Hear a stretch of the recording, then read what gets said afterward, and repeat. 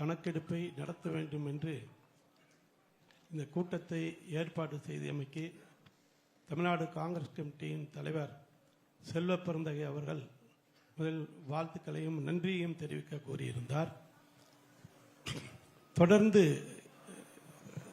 இந்திய சுதந்திரத்துக்கு பின்பாக ஜனநாயகத்தில் அனைவரும் சமமானவர்கள் என்ற கொள்கையின் அடிப்படையில் இந்திய தேசிய காங்கிரஸ் பல்வேறு நிலைகளில் அனைவருக்கும் சமமாக உரிமைகள் வழங்க வேண்டும், பொருளாதாரத்திலே இருக்க வேண்டும், கல்வியிலே இருக்க வேண்டும், வேலை வாய்ப்பிலே இருக்க வேண்டும் என்ற அடிப்படையிலே காங்கிரஸ் கட்சி செயலாற்றி கொண்டிருக்கிறது. இதில் பல்வேறு நிலைகளிலே கால நேர மாற்றத்திற்கு தகுந்த வளர்ச்சிக்கு தகுந்தாற்போல் இந்த இடஒதுக்கீடு என்பது இங்கே தமிழகத்தில் இருக்கின்ற அனைத்து கட்சியும் நாம் ஒன்றிணைந்து இங்கே குரல் கொடுக்கின்ற வகை இருக்கின்றோம். இந்த நிலையில இதை நீதிமன்றத்திற்கு சென்றாலோ பாராளுமன்றத்திற்கு சென்று இதற்கு போராட வேண்டிய சூழ்நிலை கட்டாயத்தில் இருக்கின்றோம்.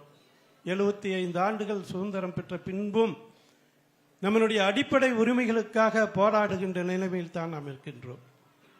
காங்கிரஸ் கட்சியை பொறுத்தளவில் அன்னை இந்திரா காந்தி முதல் நேருவில் இருந்து நாடு வளர்ச்சி பெறுகின்ற வகை கொண்டு இருக்கின்ற சூழ்நிலையில் நிலைமைக்கு ஏற்றவாறு பிரதிநிதித்துவத்தை நீதிமன்றத்தின் மூலமாகவும் அரசியல் மூலமாகவும் செயல்படுத்தி கொண்டு வருகிறார்கள்.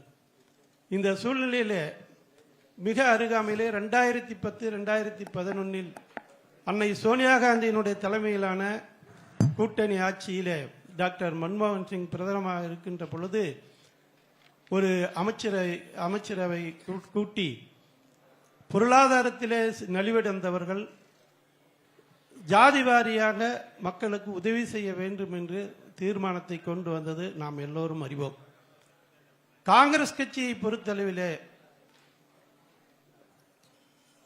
டாக்டர் அன்புமணி அவர்கள் கூறியது போல எல்லா நிலையிலேயும் அனைத்து ஜாதியினரும் எல்லா உரிமைகளையும் பெற வேண்டும். அதுதான் ஜனநாயகம். இப்பொழுது தமிழகத்தில் மிக சிறப்பான, அதாவது ஒரு வாக்கு வித்தியாசத்தில் கூட ஒருத்தர் வெற்றி பெற முடியும் என்பது சமீபத்திலே நாம் பார்த்திருக்கின்றோம். இதுதான் ஜனநாயகம். இந்த ஜனநாயகத்தை போராடி பெற வேண்டும் என்று சொன்னால் அதற்கு நம் உரிமைக்கு நாம் அனைவரும் எல்லா கட்சியிலும் எல்லா ஜாதியினரும் நாம் இருக்கின்றோம். அதையொலி இது யாருக்காகவோ ஒரு கட்சிக்காகவோ, ஏன்னா இதில் அதிகமாக அடிபடுவது யார் என்றால் ஆளுகின்ற கட்சிகள். 25 ஆண்டுகள் அண்ணா திராவிட முன்னேற்ற கழகம், 25 ஆண்டுகள் திராவிட முன்னேற்ற கழகம், இது மத்தியில் ஆளுகின்ற காங்கிரஸ் கட்சி, பாரதிய ஜனதா, இது எல்லா இயக்கங்களும் ஏதாவது ஒன்று செய்ய வேண்டும் என்று முனைப்பு எடுக்கின்ற பொழுது, அதாவது அந்த இடத்திலே யார் அமர்ந்திருக்கிறார்கள் என்று அரசியல் கட்சியில இருக்கின்ற அனைத்து ஜாதி அனைத்து தலைவர்களும் கூட நாம் மக்களுக்கு இதை செய்ய வேண்டும் என்று சொல்லுகின்ற பொழுது நீதிமன்றத்தில் இப்பொழுது கூட சுட்டிக்காட்டினார்கள், நீதிமன்றத்தில் இதற்கு அவர்களுக்கு வழி இல்லை. ஆனால் அமைச்சரவைக்கு இருக்கிறது, ஆனாலும் நீதிமன்றம் தலையிடுகிறது. இதன் மூலியமாகத்தான் நம்முடைய, அதாவது உயர்ந்த இங்க ஜாதியை பற்றி ஜாதி வாரிய கணக்கெடுப்பு தான், அதனால் இங்க பேசுவதில் தவறில்லை. உயர்ந்த ஜாதி ஆதிக்க ஜாதியில் இருப்பவர்கள் உயர்ந்த இடத்தில் இருப்பதின் காரணமாகத்தான் இந்த செயல்பாடுகள் நடைமுறைப்படுத்த முடியவில்லை. ஒரு 2-3 விழுக்காடு இருப்பவர்கள் 20%, 10% என்று இருக்கின்ற தனிப்பட்ட ஜாதி, அப்புறம் ஓபிசி, எம்பிசி, எஸ்சி, எஸ்டி என்று ஒவ்வொரு வகையிலும் இருப்பவர்கள் இன்றும் அந்த உச்ச இடத்தை அடைய முடியாததற்கு காரணம் நம்மளுடைய படிப்பிலே, வேலை வாய்ப்பிலே, பொருளாதாரத்திலே நாம் இன்னும் முன்னேறவில்லை. இதற்காக பெரியாரில் இருந்து டாக்டர் ராமதாஸில் இருந்து இங்கே இருக்கின்ற தலைவர்கள் வரை அனைவரும் இந்த சமூக நீதிக்காக போராடி கொண்டு இருக்கின்றோம். இதையெல்லாம் இது போன்ற தலைவர்கள் இருந்தும் கூட தமிழ்நாட்டில் இவ்வளவு 59 விழுக்காடுகள் பெற்றிருக்கின்றோம் என்று சொன்னாலும் இந்த ஜாதி வாரிய கணக்கெடுப்பும் மக்கள் தொகை கணக்கெடுக்கும் இரண்டும் நடக்கவில்லை. இதை ஏன் பயப்படுகிறார்கள் என்றுதான் தெரியவில்லை. இங்கே ஆளுகின்ற அத்துணை கட்சிகளும் இருக்கின்றது. பாரதிய ஜனதா இருக்கிறது, காங்கிரஸ் கட்சி இருக்கின்றது, இது ஆண்ட திராவிட முன்னேற்ற கழகம் இருக்கிறது, ஆண்ட அண்ணா திராவிட முன்னேற்ற கழகம் இருக்கின்றது.